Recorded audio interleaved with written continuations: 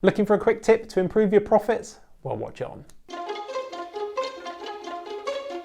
As a business accountant, my team and I spend all day long helping business owners on their journey. And one particular thing we get asked a lot is, where can I cut costs? And often we actually don't want to talk about that. We want to talk about more exciting things like what you're doing at the top end with your sales and what's your pricing at, like how might you increase your margins, and worry about that top end before you worry about the bottom end. However, today I did want to share a quick tip in terms of where you might be able to look at cutting your expenses. And normally this one is overlooked by a lot of owners.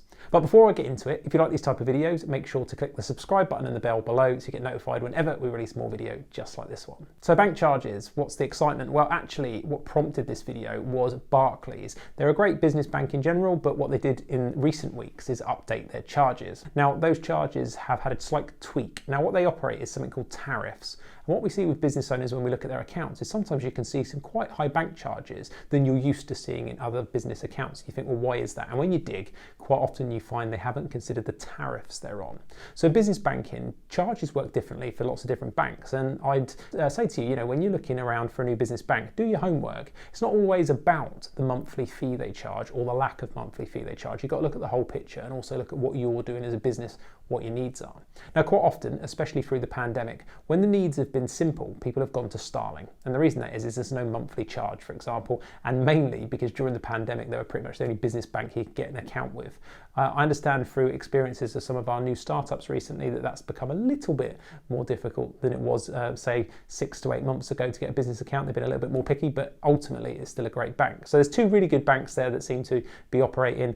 Historically, Barclays have done a great job as a bricks and mortar and have a business team and can deal with lots and lots of things. And Starling obviously are a new kind of up and coming online bank, and actually clients have had some great experiences with them as well. So both great. And I don't want to turn this into a some sort of comparison video. It's not. I'm just going to highlight some of the differences so you can see why it's important. So right now, that's what prompted this video. Exactly that. The charges have changed. Now, what happens on Barclays, for example, is generally you're on a tariff.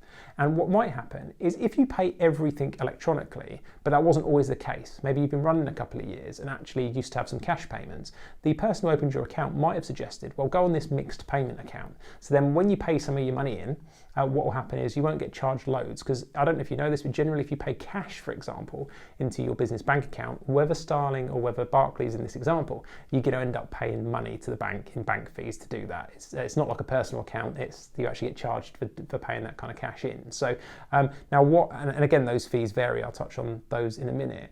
And on a Barclays tariff, on this mixed one, that fee is lower than it would be on, say, their all electronic one.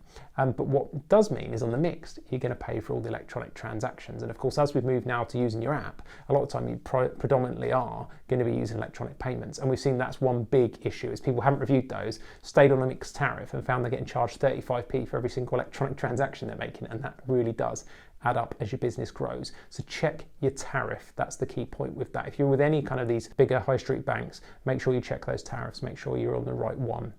It's a little bit like if you're still writing checks right now.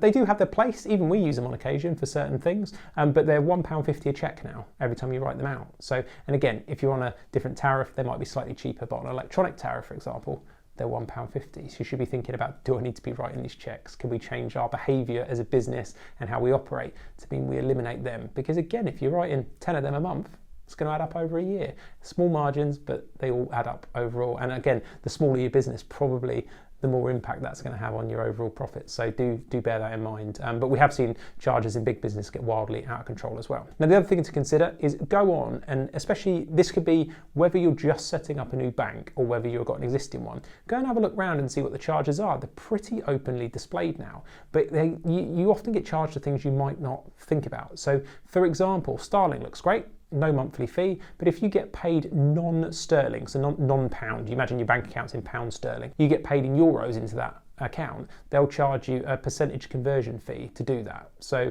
and there, you've paid a bank charge. Now, you might find that actually with another bank, that's cheaper, or you might find that, you know, online like Revolut or something like this might be a better solution for you. So, and again, if it's a one-off, you probably don't care, but if you're doing it all the time, it's going to add up over the years. So it's worth looking at those kind of things. If you've got very niche needs, you might figure out it's actually cheaper to have a euro account, because banks will do that. They'll open you an account in another currency. So you might want to do that and have them pay into that account and just move them across. And if you are moving it across, is there a charge? What's the conversion rate for it? All these kind of things, because we've seen lots of different clients internationally using different options based on their needs. So it is quite specific to your needs. So do go and Google those things. Because again, using the cash example, if you wanted to go and pay, so Starling's a good example, you can actually, even though it's an online bank, you can pay cash into it. You have to go to a post office and do it over the counter there, but it's doable. They charge you £3 for every up to 1,000. So if you're doing, say, £50, it's going to cost you £3 to put that in. And again, these bank charges are at the time of recording the video.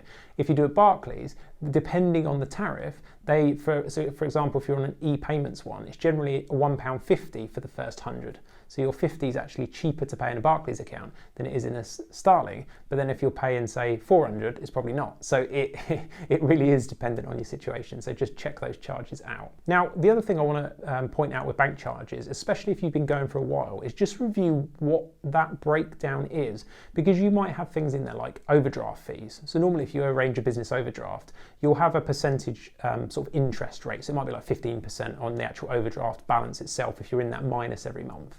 But you'll also tend to be paying a monthly charge just to have it there. So if you've never used it, and I've certainly been guilty of this, you might have some overdraft facility because you felt like it was just nice to have, and then you look through and think, oh, okay, well, I've been paying for that every month and never used it. So if you don't need it and you're solid business, remove it. It's going to save you some money over the time. So that's one thing. And the other thing is, it's not so prevalent now, but people used to sign up to lots of different kind of toolkits. So like Starling do it, they have like a business app toolkit thing that's like £7 a month. And Barclays used to do a suite of desktop ones years ago. We had like credit safe software where you could kind of go through and credit search people, and QuickBooks used to do desktop. That used to be in there. It actually used to be quite an efficient way of buying those things if you wanted them.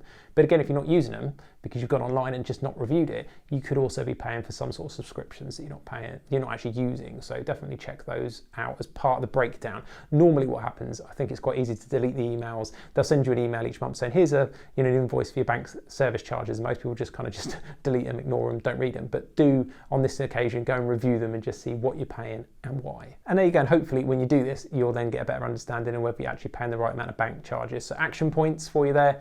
Look at those charges. Look for anything that you're paying for that's subscriptions. Are you on the right tariff, and do you understand? And is there anything you could change? So do you understand how your bank charges are made up? And could you then change the behavior of what you're doing to keep them down? So less checks, less paying in of cash maybe, if you've got things coming in euros, all the things we've mentioned in the video. And that's it. Please do share this video with anybody you think needs to know this information, and I'll see you in the next one.